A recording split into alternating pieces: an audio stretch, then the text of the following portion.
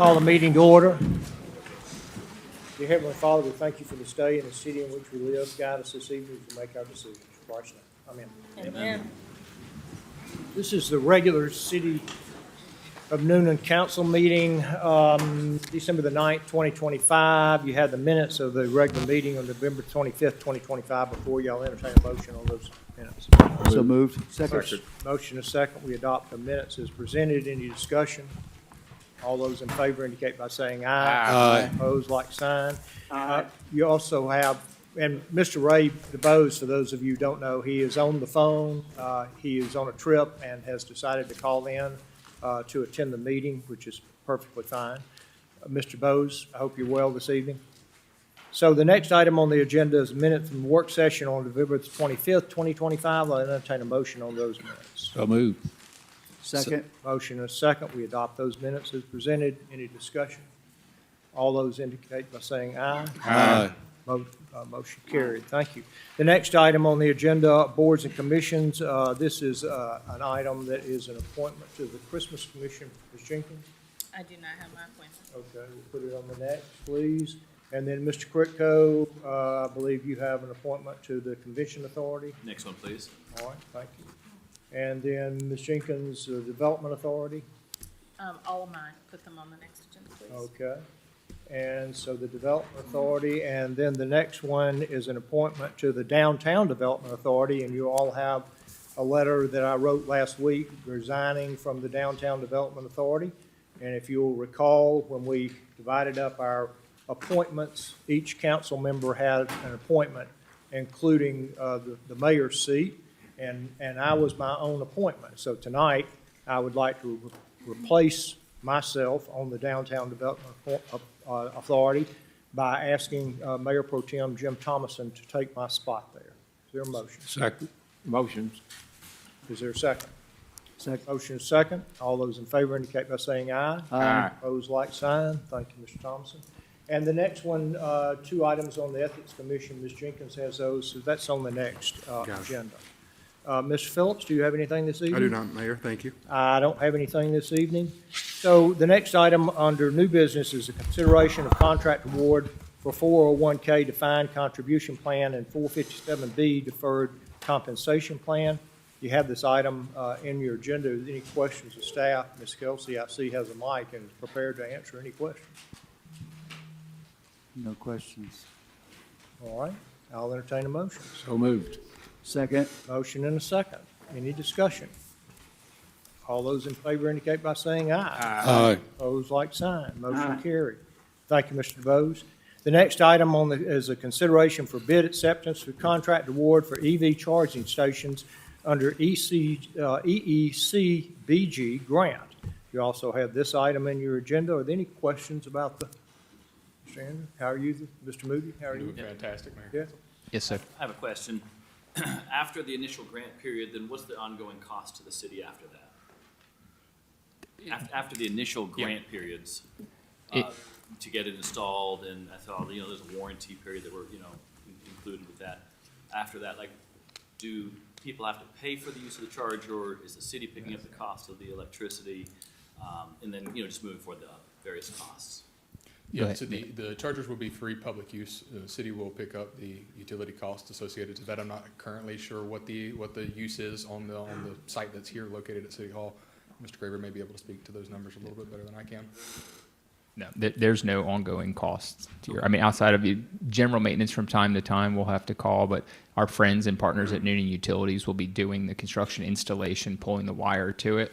And it's more of a community give back. They're level 2 chargers. So if you own an electric vehicle, you're not going to plug it in and charge it as quick as you would some of those, let's say those chargers you see at Target that are real quick. You put a card down and you pay. It's not like that. This is kind of a community give back, be awareness. And it was, as a result of funds received from the Energy Efficiency and Conservation Block Grant Program that the city received, $76,000. So we'll be no money out. We'll be installing pedestals at the pickleball complex, the trailhead, if you will, by the fire department's training center, and then at C.J. Smith Park. So while people are there enjoying those facilities, they can have a free charge. So. All right, thank you. Yes, sir. I've got a question. Yes, sir. Is parking limited to just the EVs? What I mean is if the parking lot's full, like at pickleball, and I don't have an EV, can I park in that space? No, sir. It'll be a dedicated one spot to those. Yeah, good question. Yep. It'll be for those electric, like you see in public parking lots and private parking lots around Metro Atlanta and other places. But good question. But it'll be for that use. Yes. Well, kind of piggybacking on that question, is it a ticketable? Can you get a ticket for parking there? How are we gonna work that out? Well, if you see a non-EV there, call me and we'll talk about it. I know sometimes you get involved in a hot game of pickleball or skating or something like That's that right. down the skate park. You Yeah. kind of forget, you know. Yeah, but let's just be Overnight hopeful. overnight charging it or something like that. Right, yeah. Well, if it becomes a problem, sir, I think we can address it. Our experience here at the back of City Hall, as well at Wahoo Creek Newnan Utilities facility and Carl Miller Park, Newnan Utilities Park, we don't see that. So I hope, because again, they're level 2, they're not the quick, fast charging, you're not going to, they're a community give back and a community opportunity to recognize EVs in our environment, but they're likely not as popular as those quick charging stations. So hopefully we don't run into that, but we'll keep an eye on it. Okay, yeah. Thank you. Yes, sir. Okay, are there any other questions? Is there a motion? So moved. Motion and a second? Second. Motion is second. Any discussion? All those in favor indicate by saying aye. Aye. Opposed, like sign. Motion carried. Thank you, Mr. Bose. The next item is a consideration of an ordinance to amend the Code of Ordinances of the City of Newnan, Section 2-116, Appointment of City Attorney. This is in the city attorney's letter is in your agenda. Is there a motion or question? So moved. Motion. Is there a Second. second? Was there a second? Second. Motion and a second. Appreciate that. Before we take a vote on this, I've got a comment on this. And I thought about it a lot, and so I actually just went ahead and wrote it so that I could just read it. Considering the confusion that has been created by this agenda item, I truly believe, that a lesson in municipal government is appropriate at this time. There are 537 cities in the state of Georgia. Each of these cities are granted their right to organize through a charter granted by the state of Georgia. This charter sets out each city's form of government and details responsibilities and processes. Every action taken by the council of those cities, the charter controls the process. Let me repeat that. The charter controls the process. Newnan's 1893 charter provided that the appointment of the city attorney be made by the mayor with the consent of council. That's the 1893 charter provided the appointment of the city attorney be made by the mayor with the consent of council. The charter, the City of Newnan's charter, was amended in 1987 to provide that the council make the city attorney appointment. The City of Newnan's ordinances should always comply with the charter. When the ordinances do not comply, the council amends the ordinance, which is what we're doing this evening. That's the action we're taking now. Once again, the important thing to remember here is the council the charter all across the state of Georgia controls the process. So I have a motion and a second. I'll call the question. All those in favor indicate by saying aye. Aye. Opposed, like sign. Aye, no, there was no discussion, Mr. Mayor. I asked for discussion. No, you didn't.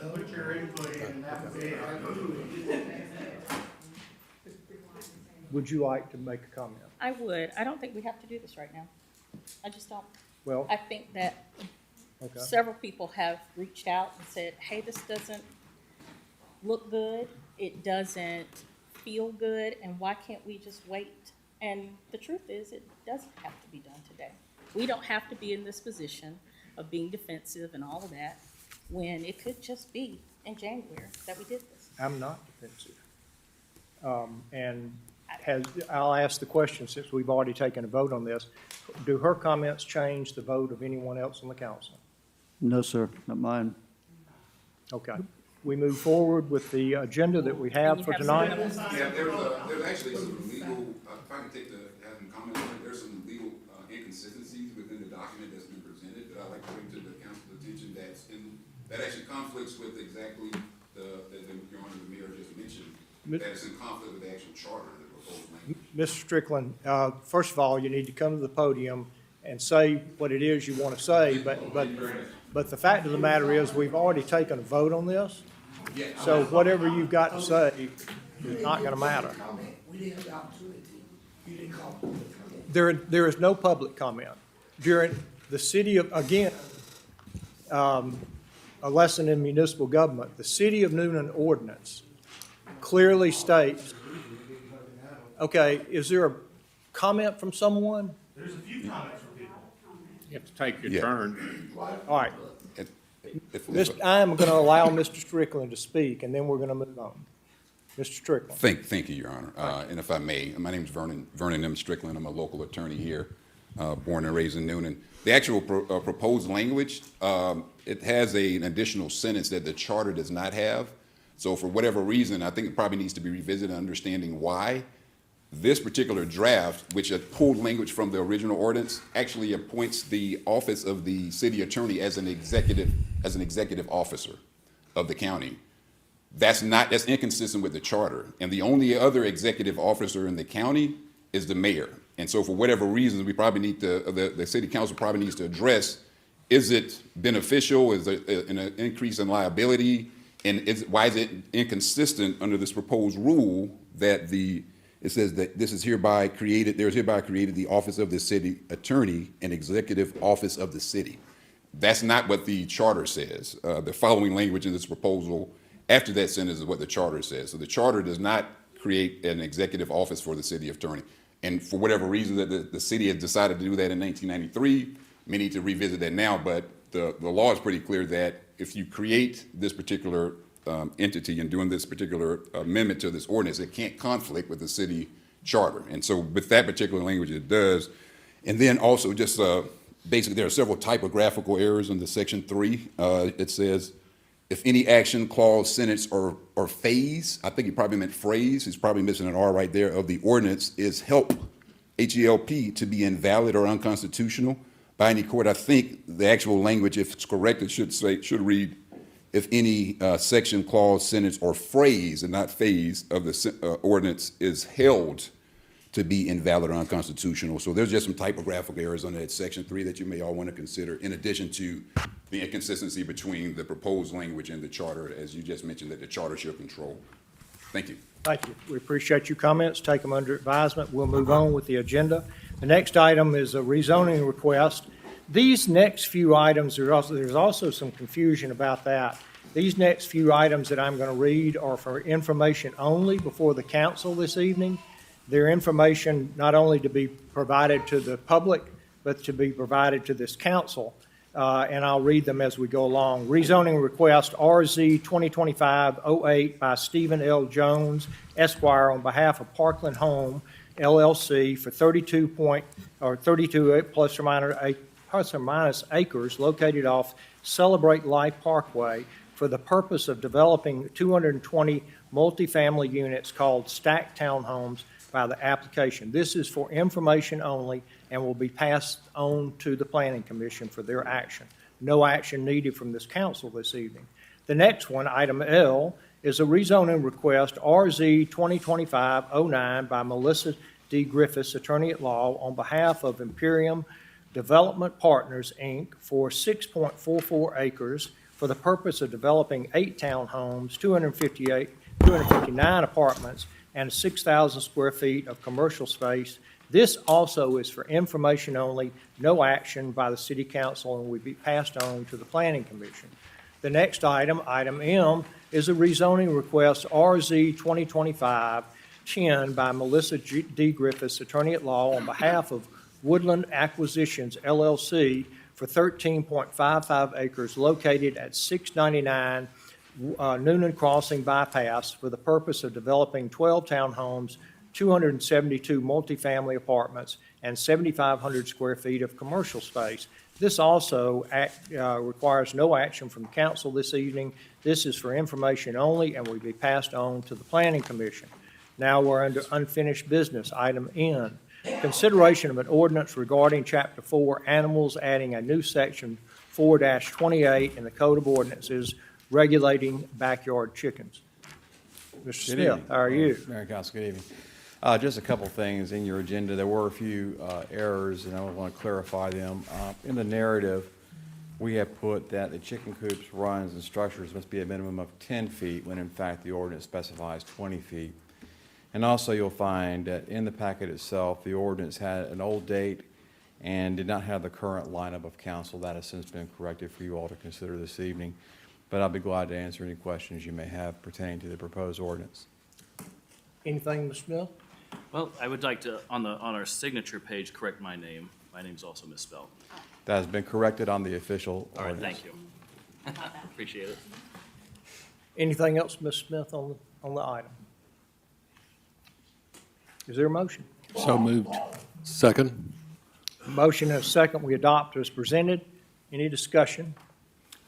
Not so much as discussion, but again, I'm going to make my point, as I've been pretty strongly against this. I just cannot see that we're actually sitting here talking about allowing chickens in the city of Newnan. I just can't see that that's a Chamber of Commerce type advertisement for people to come to Newnan because you can raise chickens in the city of Newnan. I just hope that passing this does not come back and bite us in the future with animal control and our police department have to answering calls and serve notices, et cetera. I just think it's kind of goofy, actually, but anyway, that's the only word. That's the only word I can come up with, and that's just my position on that. So, Thank you. Any other comments, That's it. discussion? All right, I'll call the question. All those in favor indicate by saying aye. Aye. Opposed, like sign. nay. Motion carried. Mr. DeBose? Mr. Bowes, you were in support, correct? Yes. Yes. Motion carried 6-1. Thank you. The next item is the consideration to approve Second Amendment to the intergovernmental agreement between the City of Newnan and the Newnan Urban Redevelopment Agency on the loan for 100 East Washington. Mr. Moody, how are you? Yes, sir. I'm great. Good. Thank This is just the final action, if you'll recall, from your meeting in November, the evening meeting. The council chose to take action to forgive the balance of the loan remaining on that 100 East Washington lot. This is just that formal action, a second amendment to the original agreement to make that happen. Thank you. Any questions of Mr. Moody? Is there a motion? So moved. Second. Motion and a second. We approve as presented. Any discussion? All those in favor indicate by saying aye. Aye. Opposed, like sign. Motion Aye. carried. Thank you, Mr. DeVos. Ray said aye. Yep, thank you. Heard you that time. Appreciate it. Okay, the next item on the agenda is a public hearing. I'm going to open the public hearing at this time. This is an annexation and rezoning request. Annexation 2024-01 by Stephen L. Jones for 267.756 acres located on Georgia Highway 16, Sidney Pope Road and Lunsford Road on behalf of PR Acquisitions LLC and others. Like I said, this is public hearing. I've opened it at this time. Ms. Donovan, how are you this evening? Doing well, thank you very much. Thank you. As you indicated, this is for 267.756 acres. The current zoning is OI2, or the requested zoning would be OI2, CGN OCR.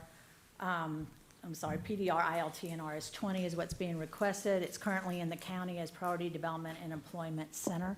What they're requesting is 669 single-family detached homes, 130,000 of an employment center, and this is the plan that they're preparing up here. 5 existing single-family homes that would remain as a single-family home. Amenities would include a clubhouse, pool, tennis, pickleball courts, multiple playgrounds, bocce ball, walking trails, benches, and possibly a small amphitheater with a stage and some community gardens. Single-family homes would range from 1,800 square feet to 3,300 square feet, with price points from $400,000 to $600,000. However, they did provide you all, or staff did, a letter from the applicant yesterday, where they are addressing possibly working with Habitat on some smaller homes as well. Lot sizes would range from 5,000 to 9,375 square feet. All units would be fee simple with a 5% cap on rental properties, which they had since changed since the 10% they originally offered. Also, in their follow-up letter, they discussed donating a portion of the industrial property on there for a public safety or other purpose, possibly Pod A also to Habitat, as we talked about earlier. Build out for this project is projected to be 2023. As far as background on this, in October, this was introduced to council, and they voted to consider it. At that time, we sent it over to the county. The county voted to object in November of 2024, so this has been going on for over a year now. In December, the arbitration panel was appointed. In January, this board, as well as the county, agreed to stay for the DRI to be completed, so that was an 180-day period.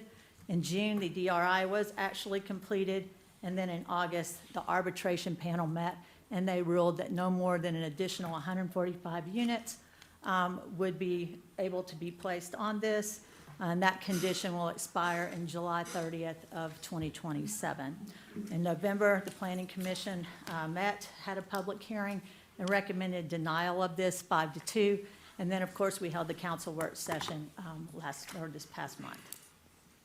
And so in terms of key analysis, in terms of traffic, we said it would be approximately 6,369 daily trips would be generated from the project. As I said, the DRI review was conducted and recommended system improvements, and those were listed in Greta's notice of decision. That also include transportation improvements to the proposed main entrance, Lunsford Road, and then various other intersections, and some of that is also addressed in the applicant's report letter that had been provided. Impacts on public service. Police would be 1,399 additional calls, 25 accidents, and 105 traffic stops. That's for a 2-year period compared to other similar sized developments within our city limits. That would generate estimated $63,500 in additional costs for the police department. The fire found it serviceable, but also mentioned increased population that would strain response time, equipment, and manpower. In terms of schools, Elm Street would be one of the elementary schools. That one's currently at 85% capacity. Northside Elementary School's at 77%. Evans Middle School at 88%, and Newnan High School at 85%. So there is some capacity there. Utilities, water, sewer capacity would all be sufficient. Originally, in the proper condition, they had indicated that one house would stay on septic. They have since come back and said that one would be served by sewer as well. Economic impact, the annual revenue generated from the development would exceed annual expenditures by around $38,000, and then impact fees are anticipated to be generated at $1.9 million. So staff evaluated this against the rezoning standards that the state requires, and out of the 8 standards, they met 6 and 2 were not met. The standards met where it was suitable with surrounding development. Property could be used as currently zoned, but the density could be greater given the surrounding uses, support of the Sydney Pope Road neighbors, and the lots being sewered. It was compatible with the county's comprehensive plan. It was consistent with the PDR, ILT, and RS20 districts that they're intending to have it zoned to, and there was a reasonable balance of public welfare and property rights. Standards not met is it would create an adverse effect in terms of additional traffic, and the project would have significant impact on public services. As stated before, the Planning Commission did vote to deny this. However, if this board chooses to approve it, then staff would recommend the following conditions: that the project would be consistent with the concept plan, density, project data, and elevations provided as part of the application, that amenities would include a clubhouse, pool, pickleball courts, multiple playgrounds, bocce ball, walking trails, benches, and possibly a small theater, stage, and community gardens, that the development would utilize an HOA to ensure the amenity area, common space, stormwater management ponds, and buffers are properly maintained, that no more than 5% of the development would be used for rental properties, with the restriction being included in the HOA covenants and restriction, that the developer would be required to adhere to all conditions specified in the notice of decision provided by Greta, and that the developer will be required to meet all conditions recommended by the Director of Engineer in his letter of October 29, 2025. So basically, overall, the annexation with the request of PDR zoning would permit a mixed, or a project of 669 units as currently proposed. The arbitration panel, again, has approved no more than 145. That ends on July 20th, 27. The developer has indicated that they do not plan to build at all until that condition has expired, and that was provided in that additional information they sent to you all. There would also be 130,000 square feet employment center and 5 existing homes that would remain. The DRI review, as I said, was conducted, and the developer will have to comply with the notice of decision. The project does align with the county's comprehensive plan, but again, it does raise concerns regarding service provision and traffic. And that's the report of the Planning Commission. Thank you. Any questions of Ms. Donovan regarding the report from the Planning Commission? I just Okay. want to, just Anyone? for clarity, county says 145 homes, period. That's the arbitration panel, said no Okay. more than 145, and they are allowed to do the 5 that they currently have on the property. I'm sorry, what was that again? The 5 that are currently Okay, over so on Cindy Brook Road. 150 homes would be there. The builder has indicated has no plans to build until that expires. Is that my understanding that correct? Yes, sir, that's my understanding. Okay. That's all for now. While you're here, Mr. Donovan, and just to make sure, 5% total rentals, no more than 5% total rentals, That is what they've included in the letter that was provided to you all as of yesterday. correct? Okay, thank you. You're welcome. Ms. Donovan, I have one question for you. Yes. How would we connect a sidewalk to this property so that the residents that would potentially be in the city of Newnan could actually get into the city of Newnan? Well, throughout the development, I mean, this comes along the backside, as you can see for the city. Here, let's see, how to do it here. Get it to go back. There we go. All right, so where it connects on here is at this point in the city. So that we could require them to have sidewalks throughout that development, but we don't have jurisdiction on things along these lines in here.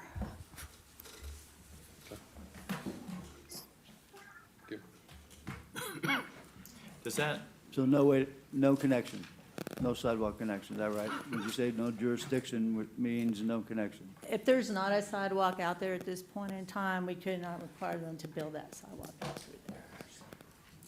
'cause on the section there where it connects, it looks like a wetland. This area up here is where the Newnan Utilities Tavern is, up in this area. Councilman Thomason, if I may, I think sidewalk facilities, pedestrian facilities do exist currently on Highway 16, and if you can get in your mind's eye for a minute, where Gentry, that they have that little recycling, or was fact. So there is some sidewalk there, but to Ms. Donovan's point, it is outside our jurisdiction, so we don't control that. But sidewalk does exist there, and then to portions along the bypass. So there may be gaps, and in all likelihood, there probably are gaps, but it's somewhat near. If it's not a very It's precise just, answer. I always, you heard me talk about a lot about the link, and really why I was so passionate about the link is not, for me, but just for, the mom, the grandparent with children want to learn how to ride a bike, want to get into town, and now they're going to be on a goat trail on a busy highway.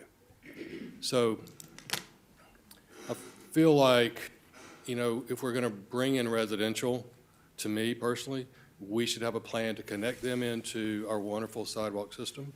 If it's going to be industrial, which he's got one industrial building on there, if he was saying industrial for all of it, I wouldn't say sidewalks are probably necessary, it'd be nice. But for me, people love, when you think about Newnan, you think about downtown, you think about connectivity, and to bring something in with no connection other than through a car, I don't think expands what I feel like Newnan is. So that's why I bring it up. Well, and I have a question, and kind of going on to that question. If we were in the future to say fill in those other gaps, through annexation or whatever means, and there's no sidewalk, there'd be no mechanism for us to go back and correct that at that point, unless we go in and put the sidewalk in ourselves. Well, we'd have to work with GDOT and the county on areas that are outside our jurisdiction. Thank you. Okay, any other questions, Ms. Donovan? I don't know whether so much as is the attorney going to speak, or? Yes, the applicant is next. Yeah. Thank you. Okay, thank you. Okay, this is an opportunity for the applicant to come forward and state their position. And according to our rules, you know, it's a 15-minute time limit on that. So you're starting now. If you'll state your name for the record, please. Thank you, Mayor. Council, my name is Stephen Jones. I'm here today on behalf of the Piedmont entities. They are one of the applicants. It's PR Acquisitions, PR Land Investments, and Piedmont Leasing. The other applicants are the Sidney Pope Road residents, some of which have accompanied us today, including Mr. Pope Jones. I'm also accompanied by Mr. Michael Miller with Piedmont Residential Entities. Piedmont Residential is a home builder. Obviously, they've got existing projects within the city as well as an unincorporated county. And then here's a map of some of their other projects throughout Metro Atlanta.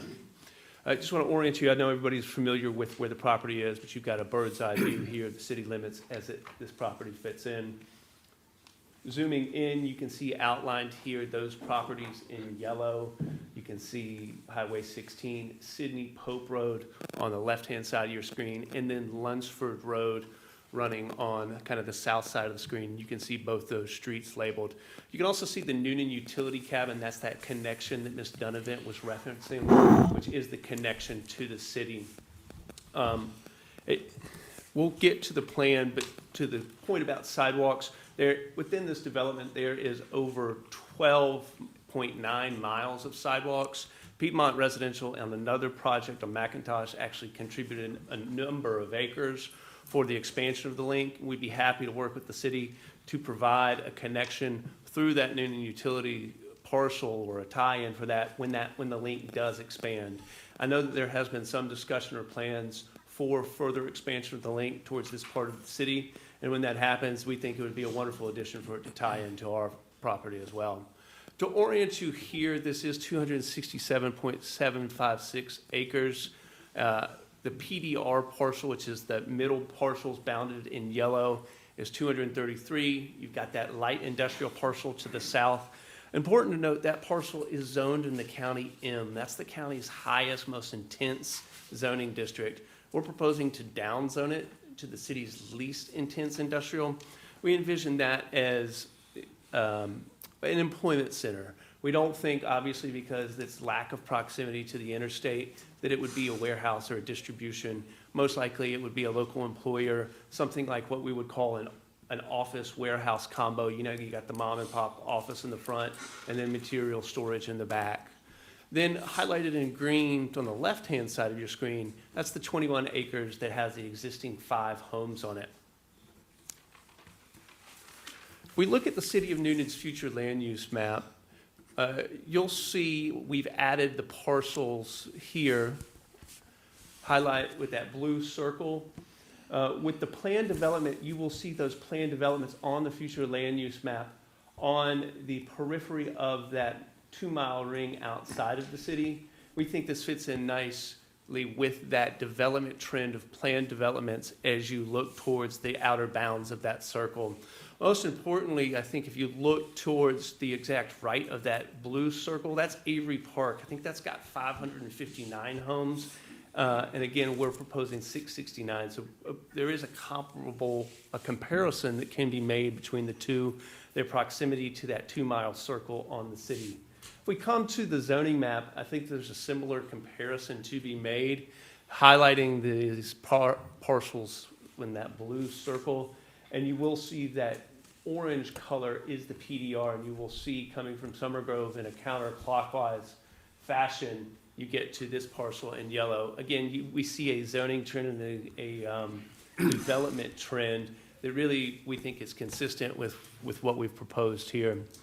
Coming to the DRI concept plan, this property in application, as Ms. Donovan highlighted, went through the DRI process. And so this is the colored plan that was shown and submitted with that. You will see that there's a variety of pods and lot sizes. We highlighted that in our letter that we submitted yesterday, which is a response to the questions that were asked during the city council workshop. And those lots range in size greatly from 42 feet wide to 75 feet wide.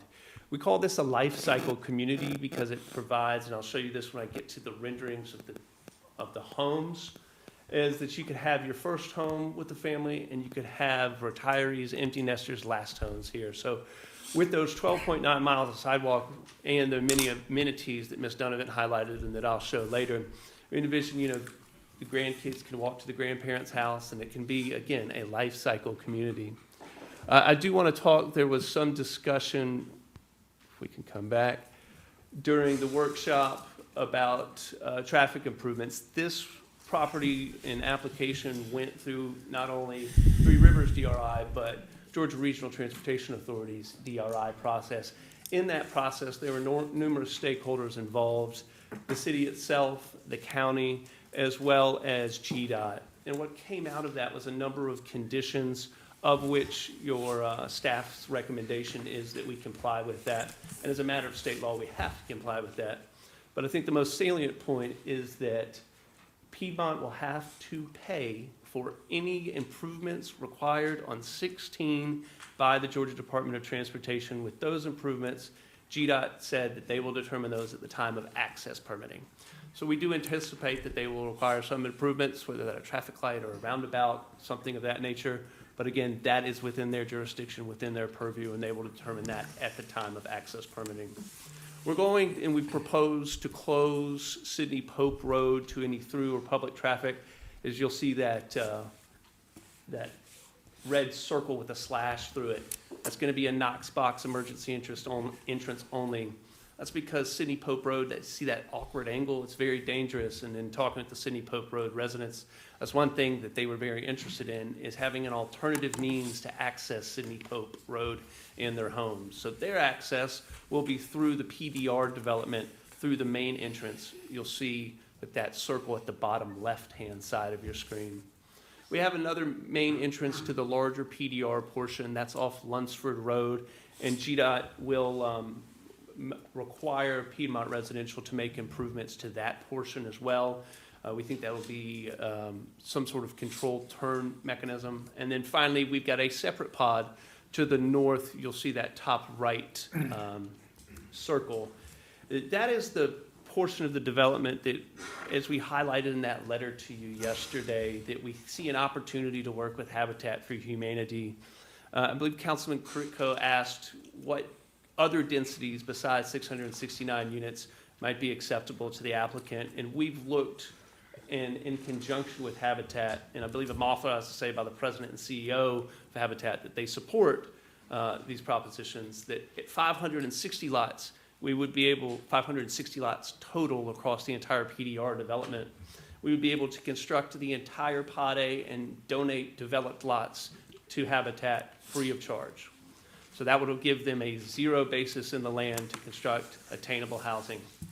At 530 total lots, including that Pod A, we'd be able to develop those lots and sell them for 30% of the fair market value at the time of final plat. If we get down to a 500 lot number, the ability to subsidize that lot and take the costs that are spread out through that and divide them across the remaining lots, the economies of scale get so low that there's just not an ability to do that. Here's an overall aerial rendering of the development. You can see the amenity area, you can see the main amenity area, that light industrial parcel to the right, as well as the existing Sidney Pope Road homes to the left.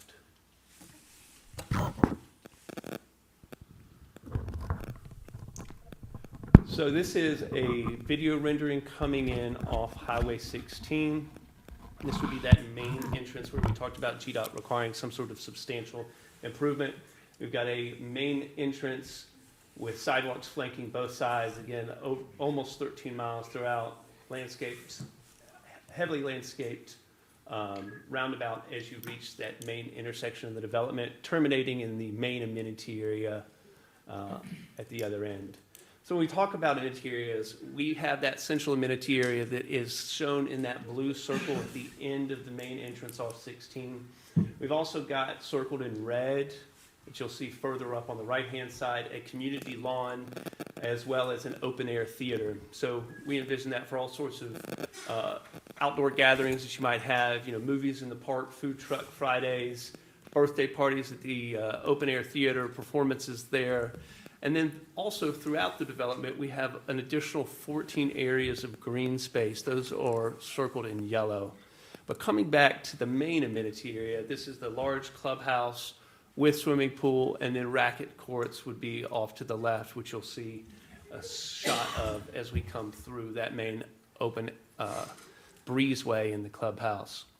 Coming then to, this is the community green with that open air theater. You'll see that here.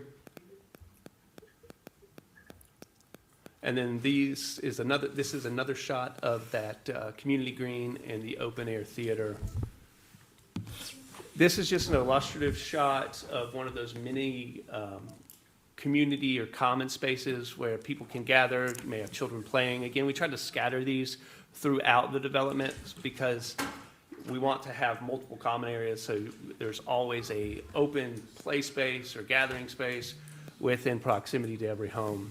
Here's another shot of another common area. Coming to the homes, and this was a question from the workshop that we also addressed in that document that we sent yesterday. Piedmont will be one of the builders in the development. We also anticipate partnering with builders that have existing communities and successful developments in the city and the unincorporated county. I'll show you some of their renderings. They may look familiar. Obviously, it's not developed, so we're not under contract with anybody, but I think that this should give you an idea of the type of home. And I'll go through those. Again, this is a life cycle community, so there's a vast... You're down to 4 minutes, so. I'm gonna get there. So here are Piedmont's. Here's one of our potential partners.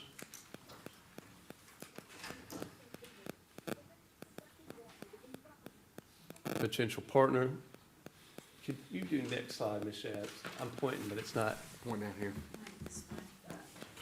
Oh. Controllers down here. How's that? It's not clicking back. I'll leave you with a Piedmont slide. I wanted to then talk and take a few remaining minutes, and Mayor, when I conclude here, I'll reserve the remainder for rebuttal. But you have in your packet staff recommended conditions and an ordinance. I have, if I may, Mayor, distribute some things that I'd like to share. Thank you.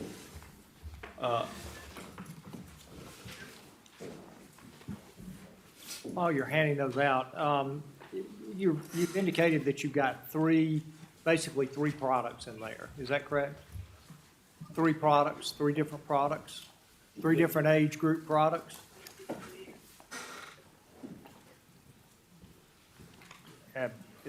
Have I confused you? No, Mayor. We have a vast array of lot sizes ranging from 40 to 75 and everything in between.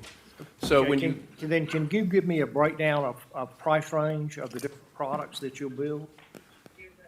Yeah, so in today's market, we'd envision those being between 400 to 600 in price. But again, at the time that these are constructed, we wouldn't know, what those market forces might dictate the price would be. Could be higher, could be lower. When you look at that document that I just passed out, those are proffered conditions that, again, incorporate the ordinance, which is in your agenda packet. We've also laid out those three options that I went through about the different densities less than 669, under which we would still have opportunities to partner with Habitat. We've shown this in red line versus what's in your ordinance in your agenda packet. And I won't belabor those. Ms. Donovan went through those. But I would want to note also the last condition, number 8. We have a letter agreement which was distributed to you just now and I believe sent to you earlier today with the City Pope Road residents that incorporates some things that we've promised them that we would do for the development and for Sidney Pope Road. I do want to say in conclusion, whatever you decide on the zoning is one thing, but most importantly for Piedmont and for the Sidney Pope Road residents is they want to be in the city of Newnan.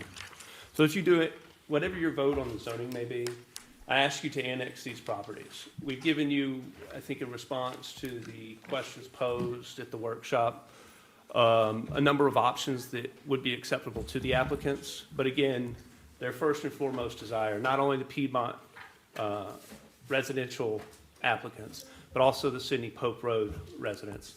They do just want to be within the city of Newnan. Thank you. We appreciate that. Thank Any you so much. questions of Mr. Jones from council?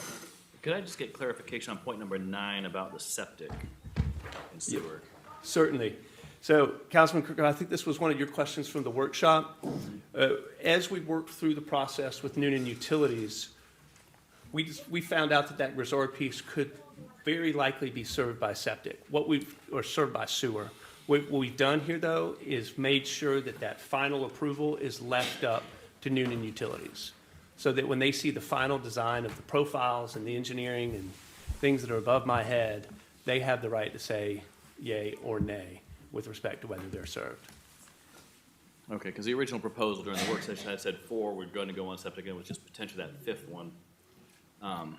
And part of our charter is to make sure that everybody's on sewer. Certainly.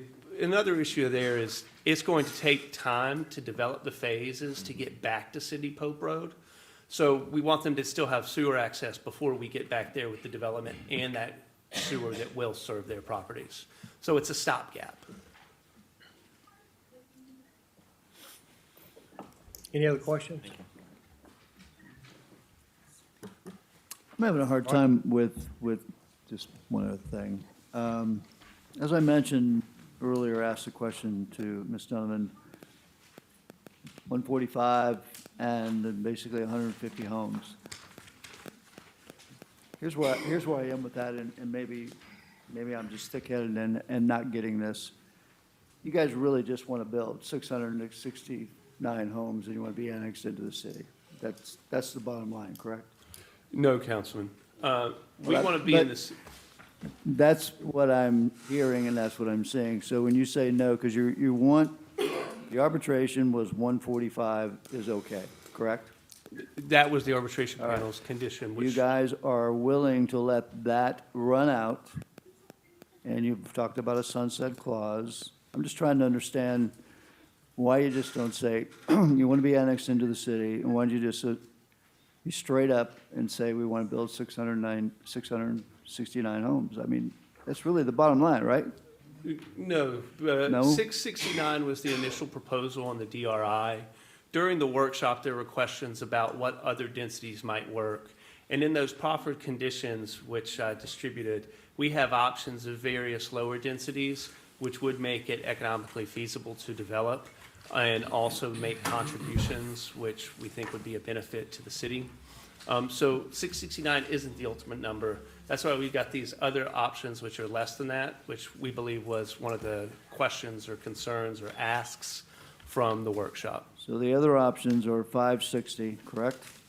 That's correct. 500. So you're going from 669 to 560 down to 500 on option A. B, 530.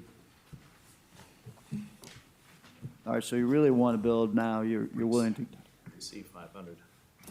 maybe I'm just not getting it, man, but I'm just, I just kind of think that's where you want to go, and I just appreciate you say, hey, we're willing to, I don't know why the 145, am I making any sense to you? Yes, Why so the 145 and why you just really, you want to wait and then you're going to build the 560? That's what I'm trying to get to, because the whole traffic, everything is geared around, reports, et cetera, is all geared towards that larger units, whether it be 560, 550, 530, 500, whatever that number is, whatever that range is, up to 695. So the traffic and studies, et cetera, are all based upon that volume of homes. Would that be safe to say?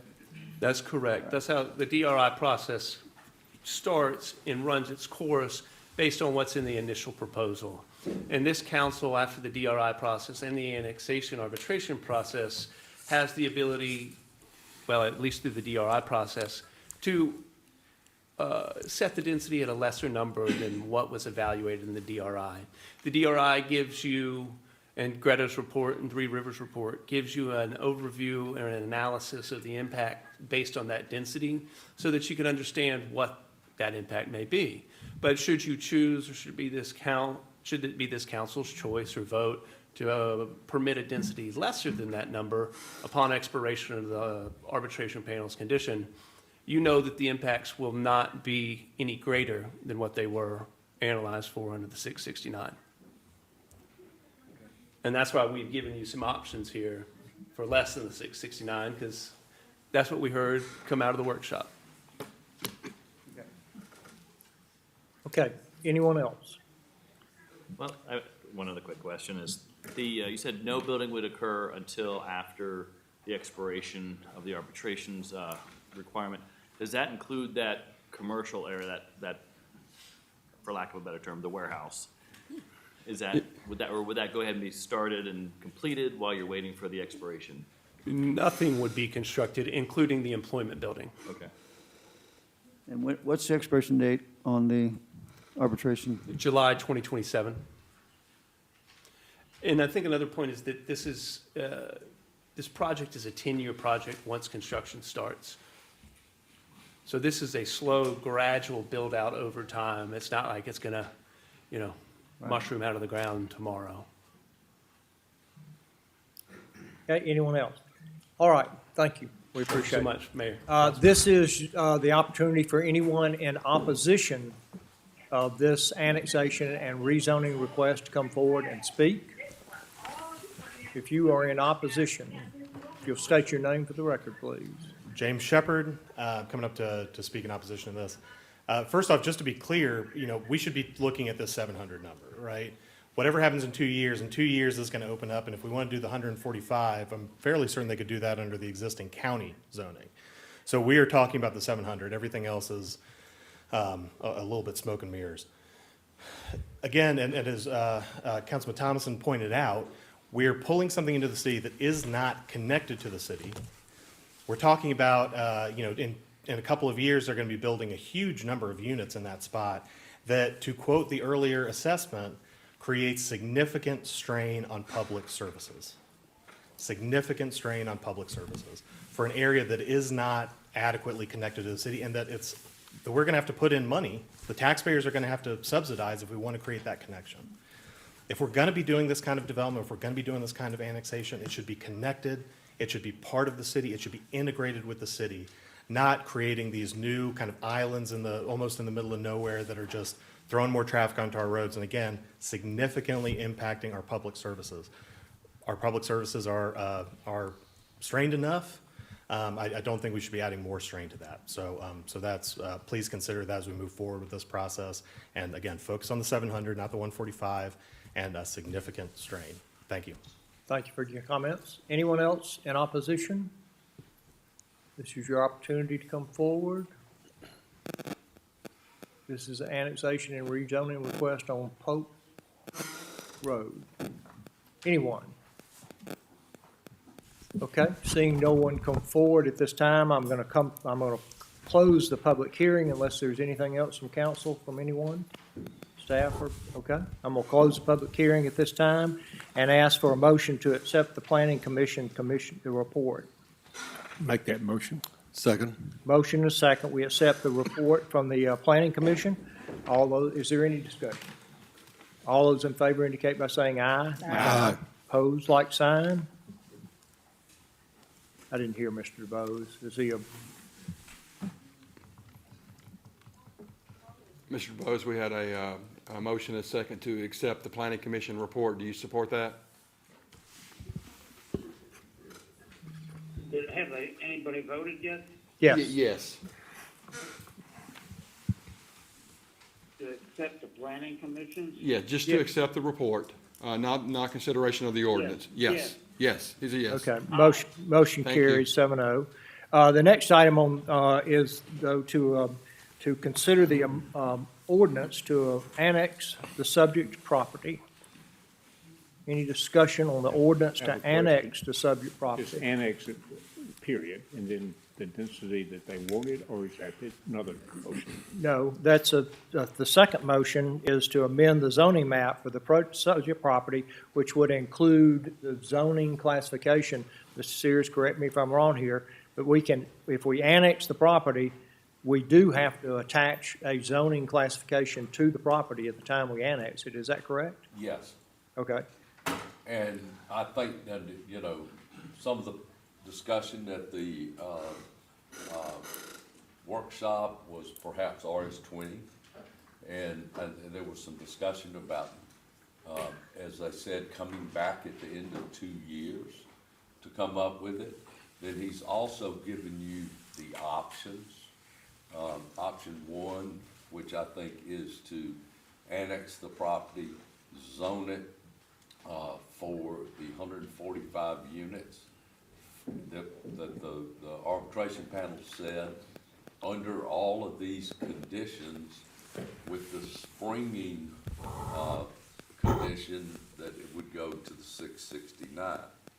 Now, I think what he said now is that he gave you 3 other options, I think A, B, C, that A would be to drop it to 560, and they would give Pod A to Habitat, to zone it for 530, and they would discount a sale to Habitat at 30% of the value, and C, which was just to reduce it without any Habitat participation from the 669 to 500 at the end of the 2-year period. Now, in discussing this with Ms., as we took a look at that this afternoon, discussing this with Ms. Donovan, is that we recommend that if you were to pick either one of the A, B, C, is that under those circumstances that they be required to come back with council to review the 500 layout, because as you know, what we're doing is zoning it at PDR. The PDR requires a site plan, and we do not have a site plan. So that's part of the deal that they would be entitled to the 500 units, but they would have to come back to get your approval or get council's approval of the way the 500 was set out. So I would still say that would be the same if you went with the 560 and then give Pod A to Habitat, or if you went with the 530, that there needs to be council improvement. Staff doesn't feel comfortable approving a plan, so we would recommend that condition be amended to include that step. So now, of course, you know, now he said that they just want to be in the city, and then perhaps, and don't let me misspeak, Mr. Jones, but they could come into the city and you could just zone it RS-20.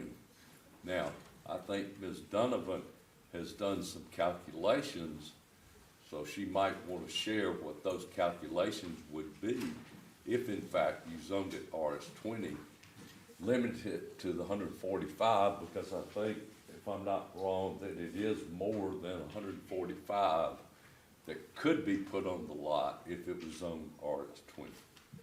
Ms. Donovan, do you have those calculations? Calculated out on the computer. I have at the 582 is the RF. No, just the RS-20. Do you have the calculation for RS-20? I'll get that for you really quickly. Thank you. Didn't we do that last time?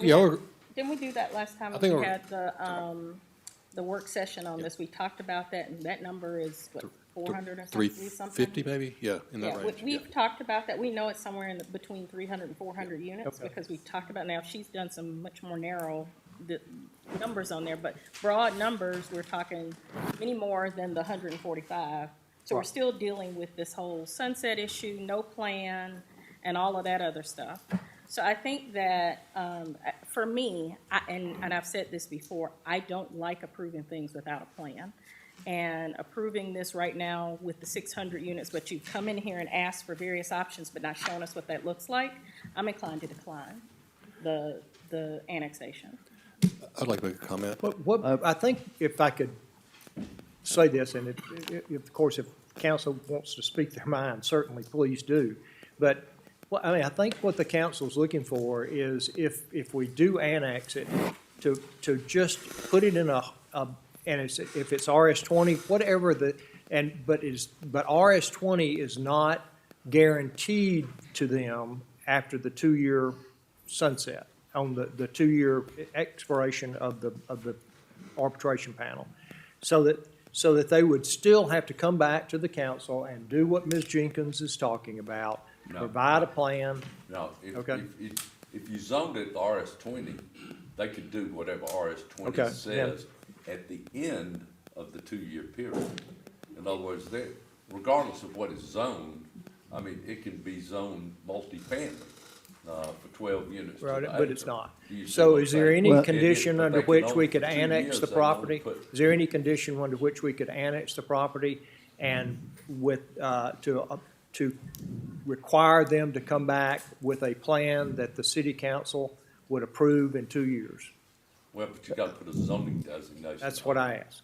Okay, so the answer is no. Well, and maybe you zoned it RS-20, limit it to 145, period, and don't do the springing, and then they would have to come back. Here's my problem, and I align with Cynthia on this. We annexed this, and we're waiting, and again, I go to the bottom line. The bottom line is, you don't want to build 145 houses. If you were to say annex into the city, we'll build 145, but that's not your plan. Your plan is to get annexed into the city and then wait the 2 years and come back to us with whatever one of these options. And let's just take the lowest number, for example, of 500. That's still a substantial amount of houses. You can't just say, we're okay with 145, because you're going to come back to us in 2 years, and I'm not comfortable being put in the position of annexation and bringing this thing and having a conversation 2 years down the road as to what we may or may not do. That's where I am. I agree. Mr. Mayor? Yes. I want to say, first off, it's a pretty development. In that side of town, the west side of town would benefit greatly from some love. But as we just passed the chicken ordinance, which I know, but I grew up, okay, across the street, 75 Jackson Street, my grandmother had chickens, right, City of Newnan. And so, I can't say I won't have chickens, but I did grow up that way. But what I hear, what I'd like to say is we've got a strategic planning session coming up next year. We've gone down this path the past 20 years in these HOA type developments with amenities. Where I grew up and where I live, we don't have that. We have city parks and city pool. That's our amenity and our sidewalks.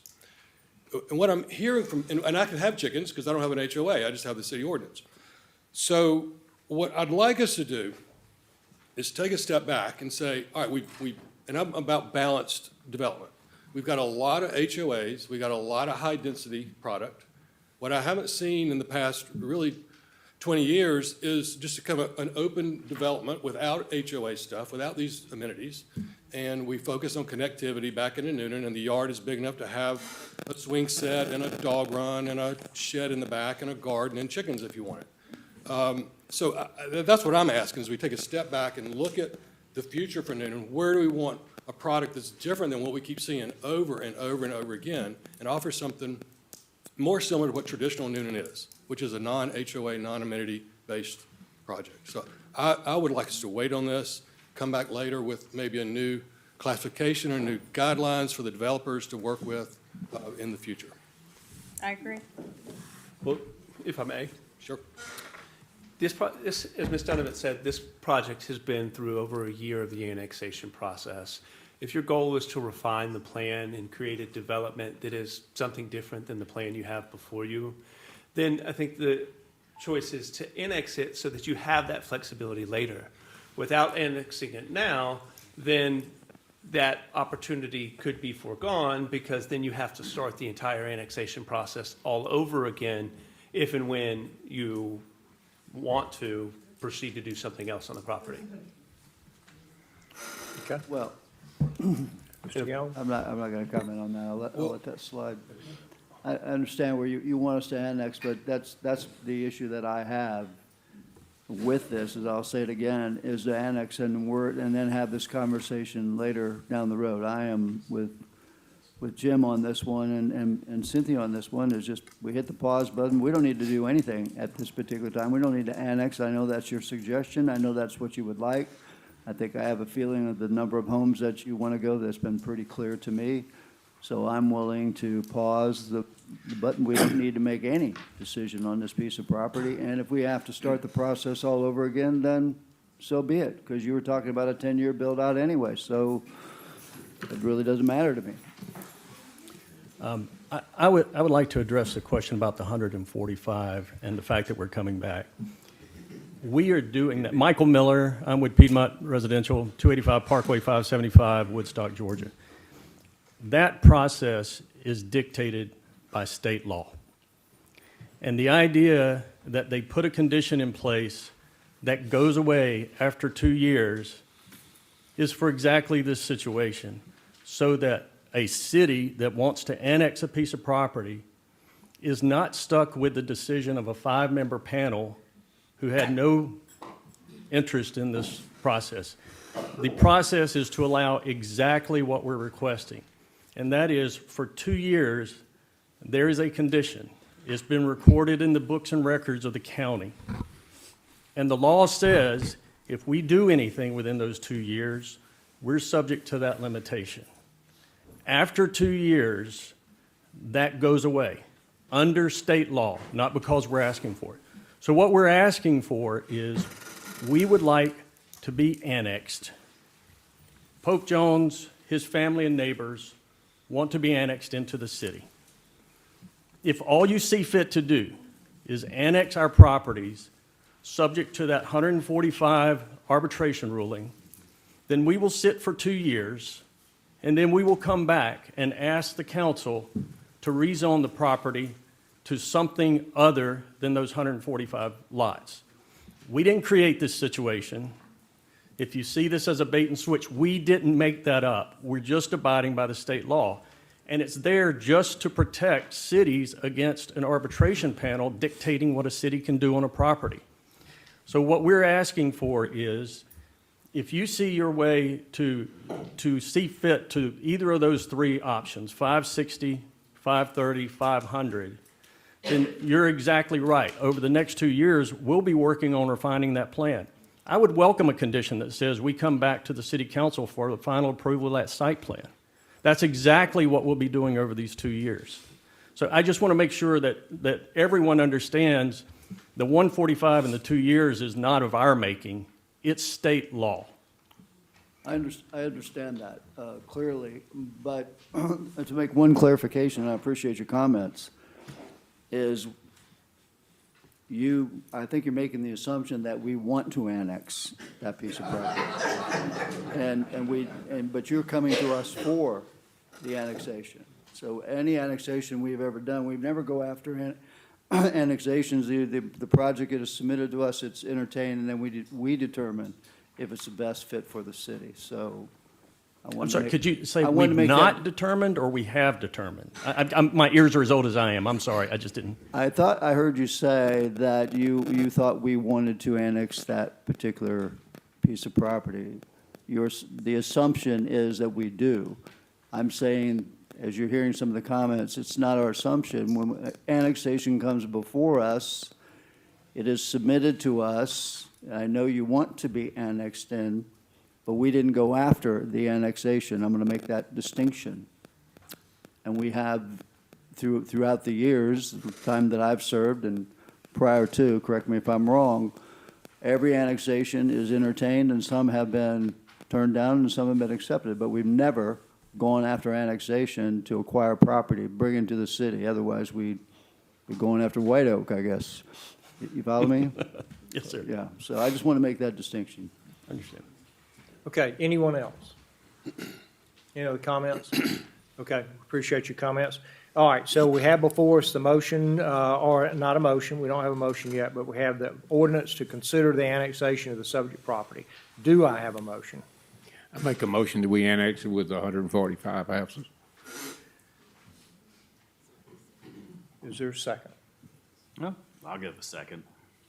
All right, there's a motion and a second that we annex with the condition of only the 145. Mr. Sears, you're getting up, and I was going to ask you to do that.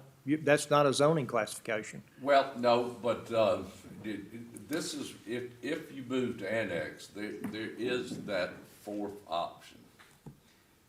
And that is kind of what Mr. Guillaume was going by.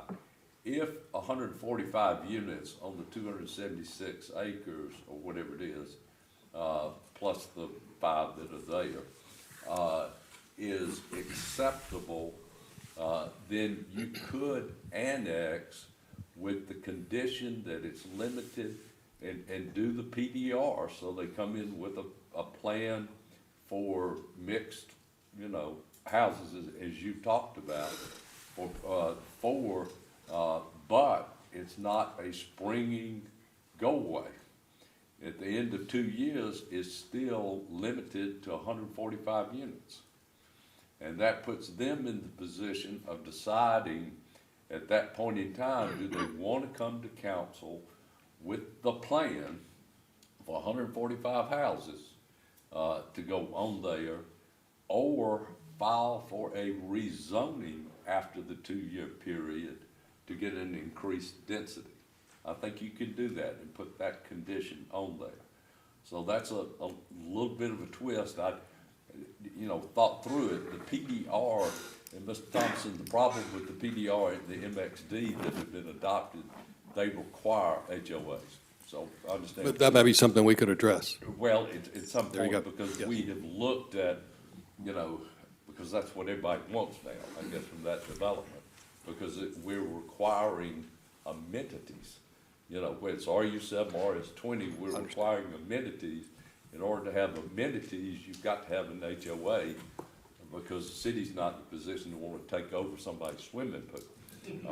But in this particular instance, that is, if you vote to annex it, then you vote to, which is limited to the 145, and then to rezone it to PDR with the maximum density of the 145 units, and for them to have to come back after the 2-year period with a plan to build the 145, but they would always have the option to file for rezoning for more units. So I think that those options are available to you. Well, that was what my thoughts were, that at 2 years, if they want to build that, to come in with 145 or not, they come and ask for a bigger density, but they could make that decision then. And the council can too. And also the council can. Yes, I'm saying the builder and the Any other- developer and the council would make that decision then. Any other discussion on Mr. Gillum?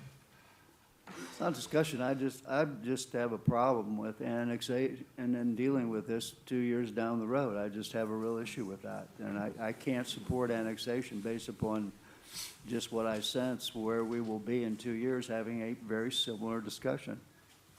And so that's where I stand. Although, listen, I think it's a great project. I live in a development such as that. I just can't get there. That's all I just want to say. I think I've said enough, so that's where I am. Anyone? All right, does everyone understand the motion? The motion is either you're looking for a second to. Well, I have a motion and You a have a second. second. I do You have have a a second. second. And now you're going to, I have a motion and a second. I'm going to call the question. This is on the annexation of the property, but the annexation would be conditioned when we were to talk about the ordinance to amend the zoning map in the next item. Then that we would be limiting that to a PDR condition for 145 lots in the zoning. What, could I ask a question then? Sure. So- if we don't limit it to PDR and we do the R20, to Mr. Thomason's point, just to protect ourselves, so they would come back to us. That's no protection. That's And if we do the RS20 in the 2-year period, they have the right to build under RS20. And And that if you do density. the RS20, you still need to limit it to the Correct. 145 With lots. what would be the total number, Ms. Donovan, for that? What? 350 Yes. under RS20? So you would have to put the condition on that if you zoned it RS20, which is a little cleaner, than the PDR with the 145. But if you did the RS20 with 145, then, they could build now, because it's limited to 145. But they would have to wait, to Mr. Guillaume's point, they would have to wait for the 2-year period, to come back to ask for additional units or rezoning, or to fall back under the RS20. Mr. Jones has a question of you.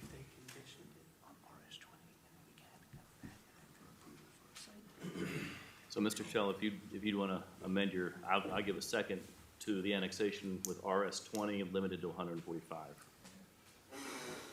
They'll be under a Does PDR. the RS20 have to be in there? No. Not for the annexation. Not No, now. listen. That's the next one. So let me ask you a question, Okay. for clarity's sake. If this, I want clarity.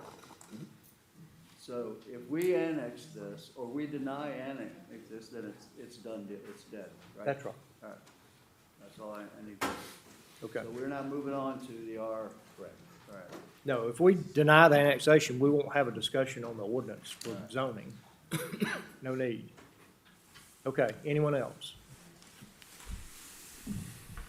Okay, I'll call the question. All those in favor of the annexation indicate by saying aye. Aye. Pose like sign. Aye. Okay, I need to know what Mr. DeBoe's.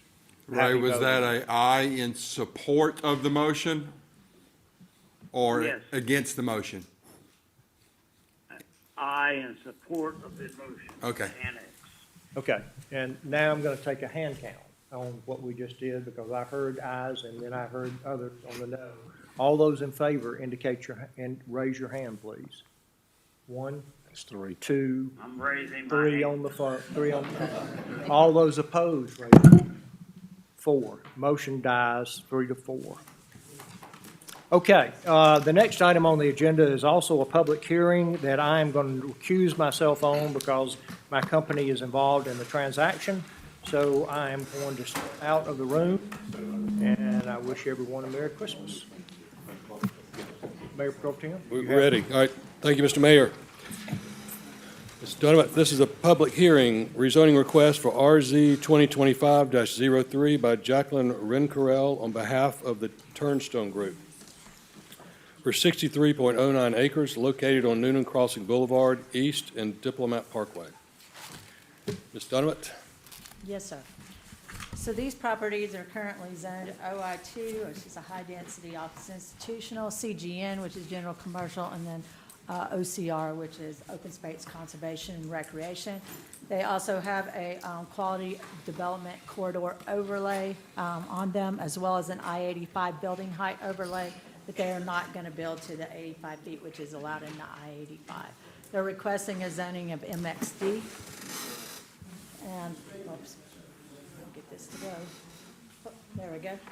And this is what their proposal is. There will be 3 pods within the development, and we discussed this pretty much in detail during our work session, so I'm going to do a high-level summary. 258 townhomes, 52 single-family rear-loaded lots, 36 single-family front-loaded lots, and 32 residential condos. There'd be 4,000 square feet of commercial office restaurant space. The total residential count would be 378 units. They're also asking for a 5% density tolerance in both directions, so that could be taken up to roughly 18 more units on that. Amenities would include multiple parks, interior walking trails, and then a link connection through the land swap with the city. And these are the parcels that they are discussing. Because there is a difference in the appraised value and the city's parcels worth more, They therefore would build a tunnel underneath Newnan Crossing Boulevard East, would connect into the link. In terms of townhouses, okay, this way. Well,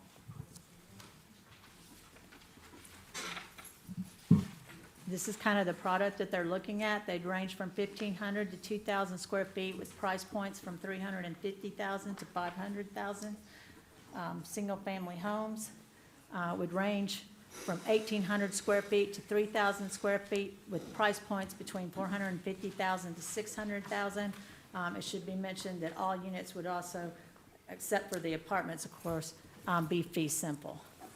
This will give you some idea on the product. Signage for the different pods, and then this is the look for the commercial.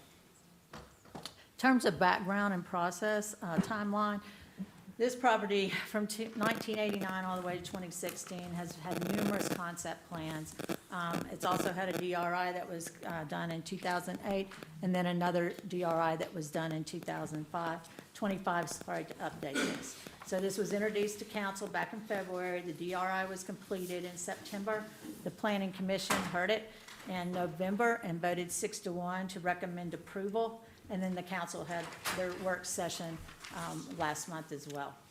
Turn of key analysis, traffic and access, approximately 4,500 to 5,000 daily trips per day. This would generate, and that's depending on, there is a reduction if you use mixed use that they have, that takes a little bit off because people live and work in the same area. The DRI review indicates that roads can support projected traffic with recommended system improvement, and that's listed in the Greta's notice of decision that's in your packet. There is also that the neighborhood has expressed a desire to have a traffic signal installed at Diplomat and Newnan Crossing Boulevard East, and this is the Highlands neighborhood, which should be warranted with this project. As far as impacts on public service, the police are anticipating 84 calls, 5 moving vehicle accidents, and an additional 16 traffic stops. That's for a 2-year period. Estimated cost of $16,500 and additional fees are needed for them. Fire said it was serviceable, but also mentioned increased population will strain response time, equipment, and manpower. In terms of schools, schools would be Newnan Crossing for elementary, that's at 101%. Arnold Middle School, which is at 74%. East Coweta, which is at 108%. So there are capacity concerns based on that area's high density. Utilities, they said water, sewer, and capacity was sufficient. In terms of economic impact, the estimated increase of $1.57 million in property taxes and impact fees generated were $454,439. So staff went and did the evaluation against the rezoning standards, and we found that it met 7 of the 8 standards. One was not met. Standards met was it was suitable with surrounding development. There are a mixture of all kinds of uses on that road. It does not create an adverse effect because right now it does have a lot of commercial that's already approved on that site, and office, which actually generates more trips than what the residential will. The property could be used as currently zoned, but the future land use does show them as 2 of the pods being mixed use would be consistent with what they're requesting. So it is compatible with the comprehensive plan. It is consistent with the mixed-use development district intent, and it is supported by the emerging conditions, and that council has identified it, 2 of the parcels there as being, or 2 of the pods as being mixed-use development. So we feel it does have a reasonable balance between the public welfare and right of property. Standard not met is that the project will have significant impact on public services and school. In terms of the MXD, it does show the strengths are it has a mixture of uses, both residential and commercial. It is pedestrian-oriented design, appropriate building heights because it's not using that I-85 corridor height. Architectural character is consistent with Newnan, and that the signage package looked appropriate as well. Biggest concern would be that the townhouse located across Diplomat are just kind of on an island by itself and not really a mixture of uses there, but we have done that in the past for mixed-use developments. Again, Planning Commission heard this on November 11th, 2025, and recommended approval of it 6-1. Staff did see that it meets 7 of the 8 rezoning standard, And the conditions recommended by the Planning Commission are as follows: that the project will be consistent with the concept plan, density, project data, renderings, and amenities provided as part of the application. A management entity will be created to ensure all common areas, buffers, amenities, et cetera, are maintained. The developer will be required to meet all conditions specified in the DRI notice of decision and recommended by the Director of Engineering, as listed in his letter of October 31, 2025, and provided in your packets, as well as notice of decision from Greta. A developer agreement between the developer and the city shall be prepared to address the link connection, land swap, and any proposed phasing. Said development agreement shall be subject to approval by the city council prior to the issuance of any building permit. And then, not including the condos above storefronts, the development shall be limited to no more than 10% of the development being used for rental properties, with restrictions being included in the HOA covenants and restrictions. And that's a report of the Planning Commission. Thank you, Ms. Donovan. Council, any questions for Ms. Donovan?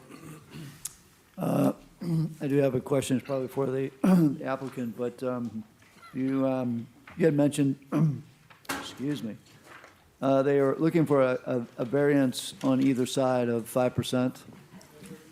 Yes, so they're asking for a density tolerance, basically, that could go either way. Right. They said they have not completed the final engineering of the site because this is conceptual, and so they want the ability to move it 5%, which would be 18 units in either So my direction. question would be, I would like to take, for example, for you guys to consider taking away, if you want to go less, that's fine, but more would be kind of like off the table, so to speak. You might want to think about that. That would be my question with that. Also, I'm frantically looking to see, I know there's condos, and I know there's, I thought there was apartments in there, is that right? The 32 No. units above the storefronts are apartments as well. And how many are those? 32. 32. Yes. Okay, so when they say residential condos, they're actually They're apartments. apartments above storefronts. Okay, so I don't know why we just don't say apartments. No big deal, but, all right, so that was my, kind of a, for the developer, I guess.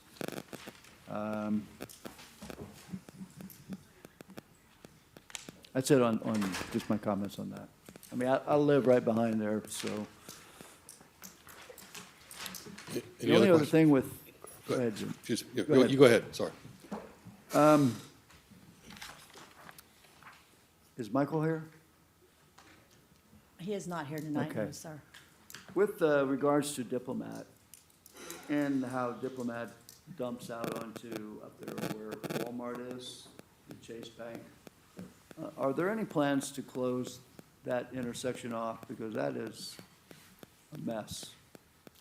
That was included in the DRI, so when all the properties that are from the DRI, which goes all the way from Lower Fayetteville, all the way up to 34 are completed, that would be part of that process to have that completed before that, once that final units and so forth. are Okay, done. so that would be closed off, and so the traffic would have to find that. Yes. That's a biggie. One other question, if it remains zoned the way it is, I think it needs to be stated as to what could go in there. Well, any uses in high-density office institutional, which could be up to 85 feet, because it's in the I-85 height overlay. So you could have office buildings there, you could have any of your general commercial uses in the area over there where they're proposing the townhouses, because it's zone CGN. So that being said, I also, I've been understanding as well, I'm sorry, this will be my last one. You're doing fine. That when we have commercial buildings and such, that creates actually, can create more traffic than actually residential. Would that be safe to say? Yes, sir, depending on the use, that is correct. Okay. All right. Thank you. Any other questions? Could people please speak into the microphone? I am speaking into the microphone, Ray. Sorry about that, Sorry. Ray. We'll try. Well, I'll speak up a little bit. All right, any other questions for Ms. Donovan? Well, I guess I have a question for you then. Since there hasn't been a final engineering project yet, there's not been any final engineering, This is still kind of very hypothetical, correct? Well, it would be based on the concept. If you all approve it with a condition, it would need to be similar to the concept that they're providing, so that your densities and things like that you can set on there. What this is, that they go out there may be like areas where there's, let's say, topography issues or things that they can't build with, and so the final engineering, they'll take that into consideration. Okay, so kind of like that last one we just turned down, they didn't have a final, kind of a lot going on there, so this is kind of very similar. Well, typically when they come in, they have a concept plan, but they don't actually do the final engineering until it's approved because it takes a lot of money to do that. So they will bring you a concept, we make it consistent, understanding that when our landscaping, planning, engineering, everybody looks at it, there may change some things on it. All right, thank you. Anything else? Ms. Donovan, thank you very much. Thank you. All right, at this time, I will open up a public hearing. Each side will get 15 minutes, and if we ask questions of staff or council, I'll make a note and add some time back in there if it gets lengthy. So at this time, would the applicant like to come forward?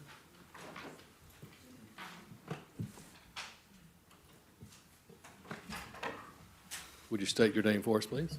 Good evening. My name is Jacqueline Renkrell, and I am the owner and developer for the parcel that we're discussing this evening. Okay, so just to jump in here quickly, when we were looking at this property and trying to decide what would be the best use for it, we looked to the comprehensive plan and the vision statement.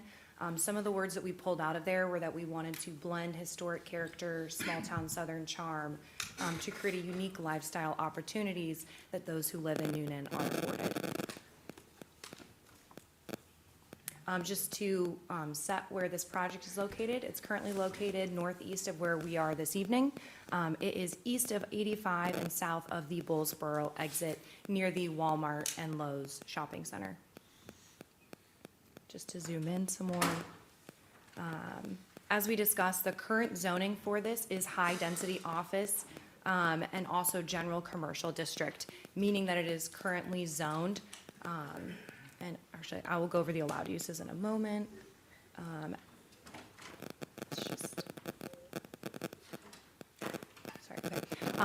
This highlights the adjacent zoning around the parcel. As you can see, there is a multitude of residential, commercial already in that corridor. We think that this is a nice piece that fits in as mixed use in order to blend from the commercial into the residential by downzoning into the mixed use. Additionally, as Tracy mentioned, this is consistent with the comprehensive plan, and that the comprehensive plan already calls for some of the parcels to be rezoned into mixed use. The difference here is just that we are proposing, the entire community be rezoned. Again, looking at the definition for mixed use from the comprehensive plan, it blends residential, commercial, or entertainment uses, creating a walkable community. And does that through flexibility and creativity in the design that is not possible under conventional zoning. So this is our concept plan. I'll zoom in on this a little bit. I believe you've already reviewed it, but just to highlight what we're looking at here, it is 3 pods. The idea, though, is that it would be connected through pedestrian trails. That's walking and biking trails. And then also it would offer a connection to the link trail that I'll discuss in a moment. Our take on mixed use is that you have a mixed use of residential types, and then you also have a mixed use of commercial in there. And so that's what we have attempted to achieve with our concept plan here. To answer your question, the allowed uses, this is highlighting some of the allowed uses. So in terms of quasi-residential, adult living, group home, nursing home, all of those are higher density uses currently allowed on the property. Hotels, motels, extended stay. If we're looking more at kind of a commercial, appliance, furniture, hardware, pet stores, you can also, tanning salon, laundromat, automobile repair shop, car rental, all of those are currently allowed on this site. And to note, again, this site is adjacent to residential. Our proposed use would be to include the 40,000 of square foot of retail, so that we are having some commercial. Above that, on the second floor, would be apartments. And then otherwise, we are looking at 88 single-family detached homes and 258 single-family attached homes. This would comprise 20 acres of green space that would be spread throughout the community. And as I mentioned, this also includes a connection to the Link Trail. I'm going to skip over these for time and just talk about the link connection. So this image here is the current proposed Link Trail comprehensive plan. In this next slide, this is in blue where we would be proposing that the Link Trail would go. And so, as you know, the city currently owns a parcel that sits right in the middle of our proposed development.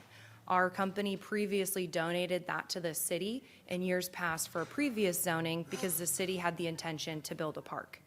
In discussions with the city, they have now said that their intention is to focus resources on the Link Trail.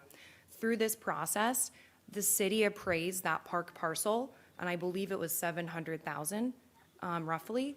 If we were to build this link connection, that connection would cost us $1.5 million, and so it would essentially double the value that the city currently has of that parcel by creating that link connection.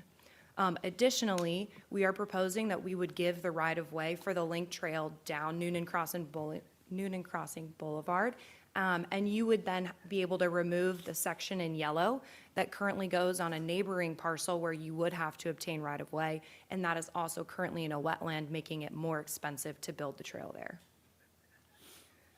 This is an example from the Link brochure showing a tunnel connection that we would be proposing. And then this is also from the brochure showing a current view down Newnan Crossing and then what it could be. As Tracy mentioned, these are some of the elevations that we'd be looking at for the commercial and the apartments. And then additionally, our intention is to partner with Pulte.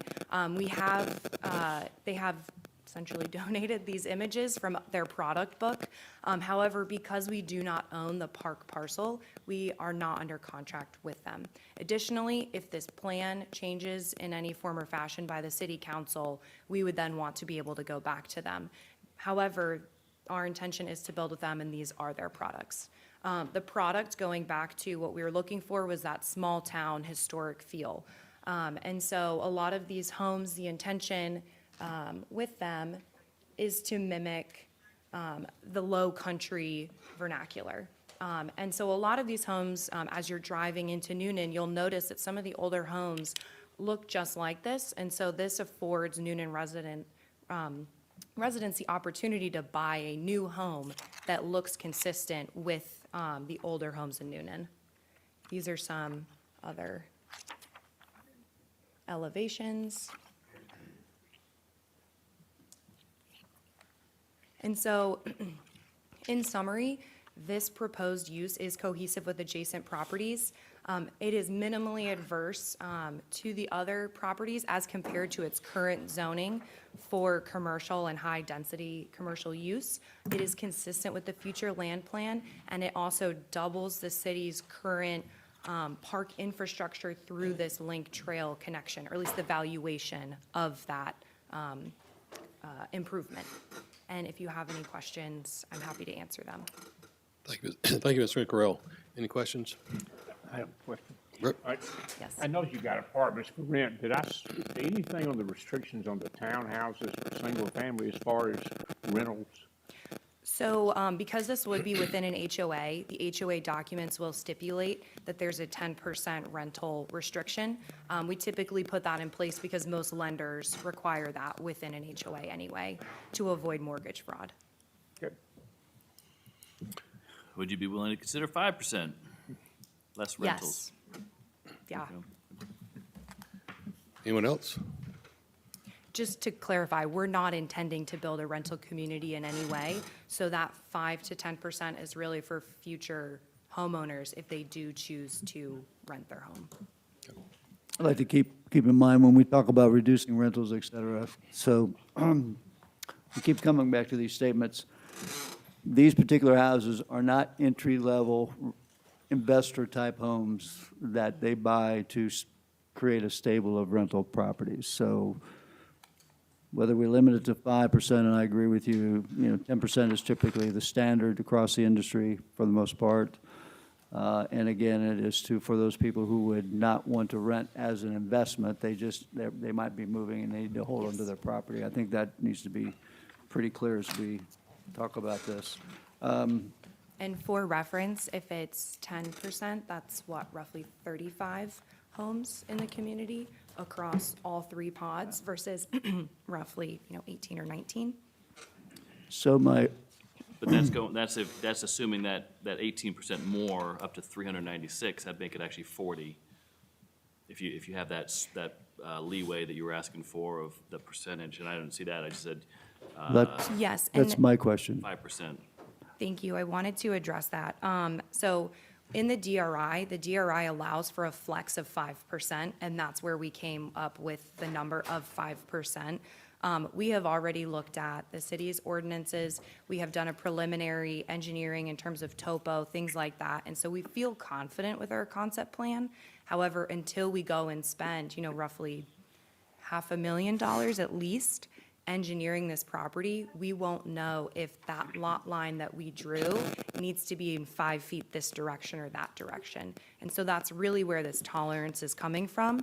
And so if we want to, however we need to work through that, the intention is just to give us the flexibility as we're moving through our engineering plans and working with city staff on that, so that we create a cohesive community that doesn't, maybe have some pockets that just don't quite fit. However, all that being said, are you, I understand the variance, or either way, but it seems to me you could be, if we capped you, if you wanted to go lower, that would be fine. Yeah, we're But- allowed to But go not to be lower. capped at 5% as an increase, as to Dustin's point, as to increase, and then you increase the rentals, you increase everything at that particular time. So if you can give a commitment as to, hey, we'll cap it, and we can go lower, but not on the other side of, on the high side. Yeah. I mean, they're minimal, but hey, So that'd basically be a 5%, no more than 5% rentals, and that would cap it at 378 units. So you can go less, but 18 more was requested 396. Take 18 from that's 378. So a maximum of 378. So are you saying to remove the 5% increase? Is that the request? I'm sorry, I didn't catch- Is your request to remove the 5% increase? 5% increase, yes, yeah. Okay. We certainly can. That does limit being creative in the design if there are issues that come up. I would request if we can have some tolerance. If not, we're very proud of this plan. I'm sure my engineer would appreciate the tolerance. Okay, I guess I can be tolerant and say. Thank you. Mr. Rickrell, I'd say like 10. would you consider no townhomes, all single-family homes? In order to do that, we would not be able to provide the link connection. And so that's where having the ability to have this higher density, we're able to offer that public Okay. amenity. So if you didn't do the link, then our land wouldn't be in the deal. So would you be able to do the single-family homes then? I'm honestly not sure. We looked at this a while ago, and it didn't financially pencil, and we would most likely return back to the commercial, and we would look to put some sort of, high-rise commercial or a larger box store in there, because that would be the highest and best use. I just don't think that makes sense for the residents who live right there to have that. At the planning commission meeting, we did have a resident who lives behind the parcel now come and speak, and she mentioned about how when we were doing our self-storage, we worked with that HOA to make sure that we put a commercial use there that blocked so that there wasn't traffic in their backyard. Once you get in, and that was on a 2-acre site, right? Here we're talking about 60 acres. It's much more difficult to make sure that everything that touches a residential area is considerate, and so a lot of those you're just not able to accommodate. So as the plan stands is the way that we can make this financially feasible And we're really excited about this link connection and what it would offer to the community. We've even spoken with the owner who is across, who's doing the townhome project. They're also excited about this. And so, you know, our idea here is that we're following the comprehensive plan, which does designate this as mixed use. Thank you. I have a comment. You know, this looks great and everything, but I can't reconcile that, you know, a good portion of this is because there's city land there. And I asked at the meeting that we had, the work session, how many parcels of land do we have of this kind of size left that the city actually has control of, so that in the future when, because, you know, 20 years ago, pickleball wasn't a thing, and or at least to us it wasn't. Let me not say that about your pickleball folks. But we just never know what else is going to come through. And we won't have an opportunity to do something significant if we're consistently involving our city land into something. I think that it's worth holding on to for our future. I'd like to make a comment on that as well. Did you owned that 9 acres initially, right? Yes. And you gave that piece of property to us Yes. With the before, intention so- that it would be Yeah. a park, and so that was also part of our design. Initially was thinking that a park would be there. Yeah. The city has said that they don't Right. have the intention or the funds to develop it, and that's where we came in and said, well, I know you're trying to expand your link crossing, or your link trail, and that crossing that we would provide would be a pedestrian, bicycle access designated, so that you don't have to go all the way up to the intersection and cross on that Right, right. crosswalk. Well, the reason I'm bringing that up is because that piece of property, to hold it, although I understand the concept of holding property and for future development, but this particular piece of property was given to us, and we're just basically giving it back to you at a valuation of over $700 and some odd thousand, correct? For our $1.5 million. For the link, Yes. which to me adds a greater value on that particular side of town. So to me, it's a pretty, actually a good return on that I say piece of we're property for the investment. doubling. Now, I live over there, so I drive Diplomat, I drive Newnan Crossing Boulevard often, every day. I want to keep in mind that, and remind ourselves that we're going to put a baseball field over there, we were going to put apartments over there, we were going to put a brewery in there, we were going to do a number of things and develop that whole piece of property. Also, quite frankly, I'm tired of seeing hotels come up behind, on Diplomat there, and that's exactly what could be used for. We have 2 large hotels, we have a storage area back there, so anyway, this particular project, although I know it's, you know, I've talked to the people in my association as well, so it's really, quite frankly, is a welcome, in their view.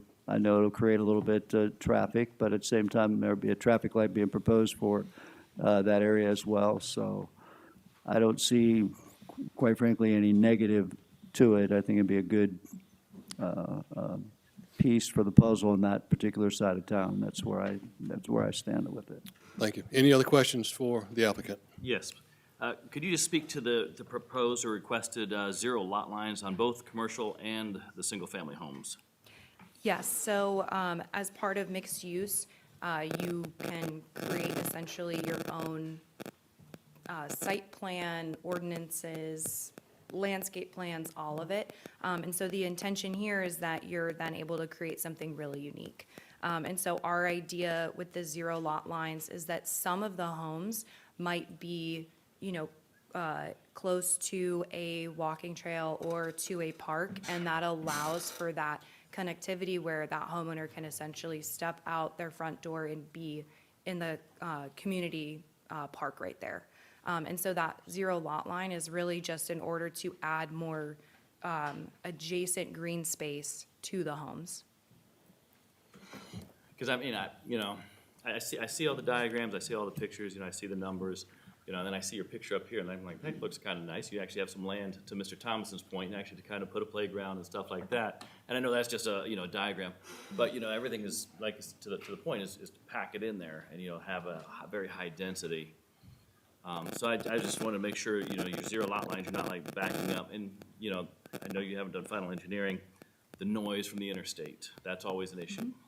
Yes. There's, you know, we've had that before, people not even right on the interstate, noise complaints, oh, why are we built here? And so just make sure that that's properly addressed as well. We do have a buffer so that we can try to mitigate that noise as much as possible. All right, thank you. Anybody else? Thank you very much. Thank you. Couple of minutes. Anybody else want to speak in favor? In favor? In favor? Come on up. State your name. I'm as surprised as you are, Jim. James Shepard, and yeah, everybody's sitting down. But I like it.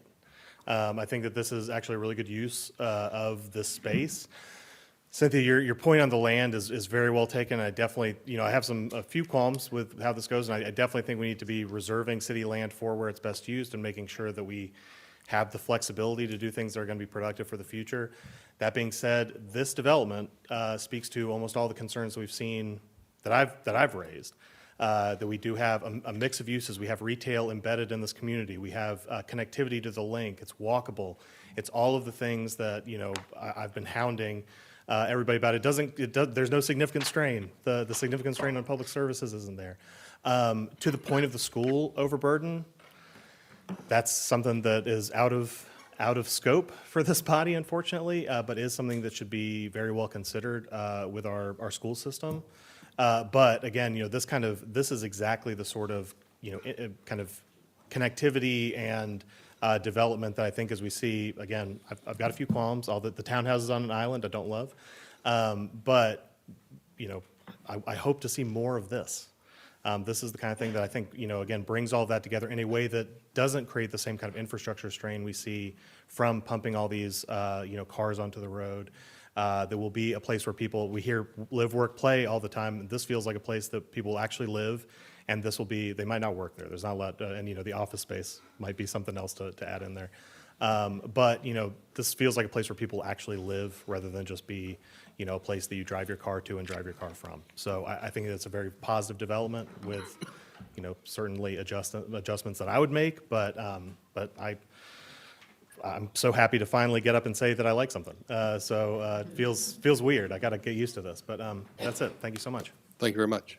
All right, this time, anyone want to stand up and speak opposed to the development? No one coming forward? We'll close the public hearing. And at this time, we'll open it up for council for any discussion, questions. I have one other just comment, is that land that we're swapping it for, that long, narrow piece, I would like the city to maybe consider that property to put in like a disc golf, you know, something that's long and narrow. I mean, what else could we do with a long, narrow piece along the interstate? There's not much to do there, just having that connectivity then over to that piece as well. If, you know, if that's something that could potentially be built into the plan. You want Frisbees on 85? Absolutely. Anyone else? I do have an email. I do want to join. I do like it. I like the way the commercial looks. The buildings look good. What concerns me is we're packing in, and using your words, and I appreciate this because you're in it to make the most money for yourself. But we're packing in as many units as we can for the benefit of the profit. And what we're running into is we haven't even really got into the width of the driveways, the width of the garages, where all the extra cars park. And we build these things and we assume that everybody has one or two cars and their garages are empty. And the reality is the garages are full, bicycles, things like that. And then we have multiple people that live in the house. And so we end up just don't have enough room, and these things get packed in. And it's just, again, not what I'm hearing, what people want Newnan to be. We've got an example across the street, which we've got dense housing. And I have lived in dense housing. There's a time in your life when that's appropriate. And I feel like we have a lot of that. Okay, we have a lot of that to offer people. When you just want something simple, I don't want to mow the grass, I don't need a big yard, I'm just going to live somewhere, and we've got that. And so what I'm hearing is we're ready for a traditional type stuff. And your single family lots, front-loaded lots, That was my question, is there a possibility to build more of those? I think, to me, that's what the balance that we're missing right now with all these applications we get, all these recent things that we've said. This is an email from a lady. She lives in Summer Grove, so she's in the city limits.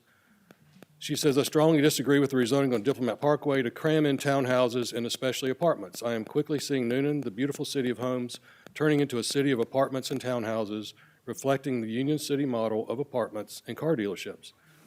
There is already too much traffic in the area of Newnan Crossing and Lower Fayetteville Road. And she goes on, and I asked her, I said, what would you like to see there? Okay. And she said, she goes, I guess single-family homes, but not clumped together like the ones off Poplar Road. And so again, I think the link connectivity, you're talking my language all day long on the link, right? So you nailed it. I feel like we're getting, if we can just build on that connectivity, we build the connectivity first. You've got this really pretty retail, commercial piece with the apartments up top. And then let's have a product that actually has the homes that are larger lots. The homes are larger, the driveways are wider. We can accommodate the parking when there's a Thanksgiving or something where these people park. If you have children in the house, if you have a 3-bedroom house, you must assume you're going to have, 4 or 5 cars possibly. So I'm in favor of everything except your density. You happy to come back up? Yes. Please come on. Sorry, I wasn't sure if it was closed or not. I hear what you're saying. The homes that are along the back of me. Back this up.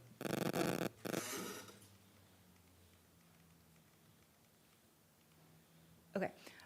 So the homes that are in the lots in yellow are all front access with typical driveways, everything you're talking about.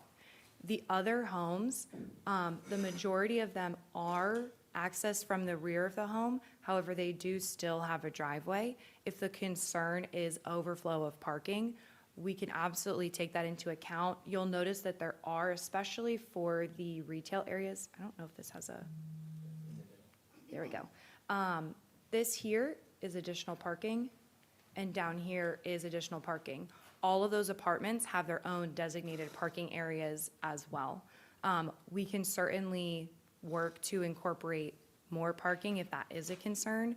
But otherwise, I would say, yeah, these here are the front loaded, whereas most of these are rear loaded so that the front is intentionally facing a park so that you can walk out your front door, play, go for a bike ride, go for a walk to the coffee shop that's right there. I'm not sure exactly how to answer your density question, because if we can't build this, then we do go back to the commercial use. So unfortunately, this parcel isn't suited for large estate lots. It's just not something that you can financially support, because there is a lot of infrastructure that you have to pay for. There's a ton of earth that has to be moved in order for pod A and B to be balanced with one another. All of that costs a lot of money, and a lot of the amenities that we're also including in here come from the fact that the homes are a little bit closer together. That way you have a larger community area to congregate. So there are pros and cons. I think that this is a different type of community, and I think it's really great that it is so mixed use, and that residents are able to walk easily to the coffee shop, the pizza place, ice cream place, hop on the link, go to a different commercial area or a different residential area. And I think it fits in here better than the commercial uses that we would have to pivot to, and that none of us want that. We want this to be a residential piece that kind of is the key that fits in the middle of that area. Yeah, thank you. I'd like to make a comment, though. And so I got the same letter. So it's one letter, nobody else sitting here disagreeing with this particular project.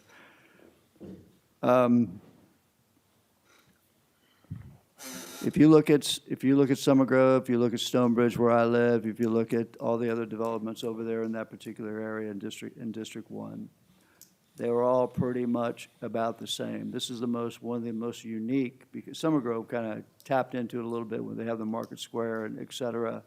But this is one of the most unique developments, because if you go into Stonebridge, for example, just at the entryway, if you turn right, there's all townhouses there. And then you go across the street, and I'm sure you've been in there, Jim, but then there's the cottage-style houses that we have in there. And then you have different tiers of price ranges. You have estate homes, et cetera. And you go into Summer Grove, and you have the different tiers. You have high density in some areas, pod-type scenarios, smaller houses. I understand on the density side, but there's most of the developments over there are pretty much almost, I won't say zero lot line, but pretty doggone close to it, about 5 to 10 feet, maybe 15 feet between the houses or less. I guess we missed a party. Anyway, I just want to make that clear. So that's the way I'm looking at this particular development, of the similarity of what we just approved across the street, all those townhouses that are going to go up. It just fits on that particular street. It fits in there. I understand the density side. I wish it could be a little bit different, but I just go based on what we were going to do with it, and based upon what it's going to get us on the link and the walkability and things it's kind of like needed in that particular spot. And then there's a very high-end, I understand, a daycare center going just outside of our development, and then, of course, the light being put in there. So I think we need to take all those things into consideration as we move forward. I think it's good points as to, hopefully down the road, we'll start getting some different type things, but as I've shared with you before, this just seems to fit for me anyway. That's why I can support it. Any other comments? Overall, I like the plan. I'm just having the vagueness of it and the parking. I mean, there's several things that I'm just kind of concerned about not having enough detail, that we're kind of approving something that would be left to, I don't know, just the details, the parking, and that's always an issue. And I know this is just a very rough rendering, and I get that. But, like, just trying to look at that in relation to the number of acreage you had, for green space and stuff like that, that's going to be eaten up by parking, and that kind of stuff, and making sure that the commercial, the apartments, there's enough parking there, that, all that residential area, there's enough parking, whether it's a two-car garage and a two-car driveway, or parking on the road, how that's going to be addressed. And so, and the 5% rental, you address that, having a maximum of, like say 385 total units or something, let's come up with an agreed number that, you're not to exceed number, that kind of stuff. Yeah, and I did just want to add, and I have our engineer here. Excuse me for a minute. I'm not sure that was a question. Well, it was. If she'd like to Is it a question? address that. Okay, what is the question then? Just if she has anything to fill in the kind of the vagueness of the engineering, the plan. I have my engineer here. Well, or the plan, the overall plan. I mean, you're Yes. speaking very well to it. And so I just wanted to add, we have looked at how many parking spaces do we need for commercial, and that is represented there. We have done that study. We have looked at if there is guest parking, do we have enough parking? That is represented there. And Jeff, I don't know if you have anything else you want to add to that. Just in general, like Jeff Collins with Rochester, DCC, I'm a civil engineer. Just like you mentioned, it is conceptual at this point, right? Next step, obviously, if it moved forward, would be the detailed engineering, which would have to be in accordance with and meet all the parking requirements of the city, which certainly we would need to do that, which would guide that next iteration and more detailed design. And as Jacqueline pointed out, we'd work with the homes to provide the parking as needed and required per the requirements, both the city and the use itself. Hopefully that. Thank you. Is there a motion? To accept the planning commission report? We got to do that, don't we? Yeah. Is there a motion to accept the planning commission report? Thank you. I'll make that motion. Second. Okay, any discussion? I'll call a question. All in favor, say aye. Aye. All opposed? Like? Motion carries. Now, is there a motion? So we're making a motion to approve a zoning, correct? All right, I'll make that motion to approve. Right? Is that Excuse me. with the- That's what I'm asking. Well, if the motion to approve, is that with the reduction from the 10% to the 5% on the rental? Sure. And the maximum number. No, I'm not entering that part of it. Sorry, can I clarify, Tracy, are the apartments part of that 5%? Well, if you refer to those. Those are separate, correct? Yeah, those are separate, yeah. Yeah, it's 5% on that and keeping your flexibility on either side. Yeah, that's the motion. Is there a second?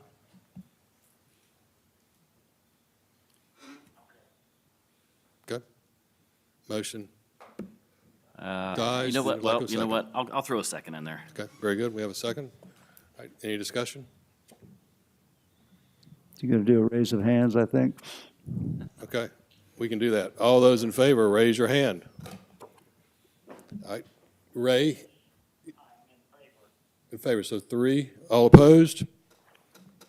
All right, motion does not carry. All right, that concludes the whole rezoning thing there. Next on the agenda is a request for, So- we good on this? Is there a question? Yep. Oh, all right. All right, so next on the agenda is request for street closure for Christmas with a cop on December 13th, 2025 from So 4. moved. Second. All in favor, say aye. Aye. Any opposed? All right, next is a request from Chad Smith for council to consider an ordinance amendment to allow specialty wine shops. Chad is here, and we've gotten a copy of what he thinks. Would y'all like Chad to come up and give an overview? Yep, yep.